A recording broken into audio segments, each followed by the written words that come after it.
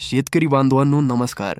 या व्हिडिओमध्ये आपण जाणून घेणार आहोत 2026 कर्जमाफी नक्की होणार कधी, कशी होणार व त्यासाठी काय काय आवश्यक कागदपत्रे आहेत व त्यासाठी काय काय प्रक्रिया आहे या व्हिडिओमध्ये आपण समोर जाणून घेणार आहोत.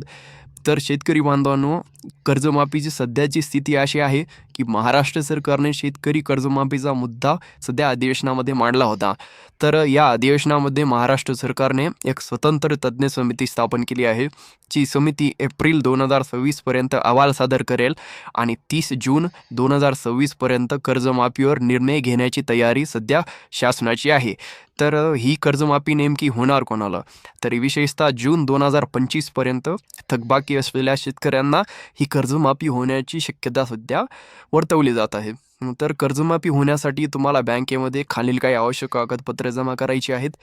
त्यामध्ये तुम्हाला बँक खाते तपशील म्हणजेच तुमचे बँक पासबुक, जी वैयक्तिक बँक पासबुक आहे शक्यतो तेच बँक पासबुक बँकेमध्ये मित्रांनो जमा करा. तसेच शेतकऱ्यांचे आधार कार्ड, तसेच कर्जाविषयी अर्ज व इतर दस्तावेज, तसेच शेतकरी ओळखपत्र म्हणजेच फार्मर आय डी, तसेच 7/12 ऑटो उतारा आणि मोबाईल नंबर जो तुमच्या आधारशी लिंक आहे, फार्मर आय डीशी लिंक आहे आणि जो तुमच्या बँकेशी लिंक आहे. तर मित्रांनो, बँक या कागदपत्रांमध्ये त्यांच्या आवश्यकतेनुसार समोर चालून बदलसुद्धा करू शकतात. तसेच शेतकरी बांधवांनो, ही कर्जमाफी नेमकी होणार कोणत्या शेतकरी बांधवांना? तर सध्या चर्चा अशी होत आहे की जून 2025 पर्यंत थकबाकीदार शेतकरी कर्जमाफीचा लाभ मिळवू शकतात, असा सध्या अंदाज आहे. परंतु अंतिम निर्णय शासनाने 30 जून 2026 पर्यंत शासन घेणार आहे.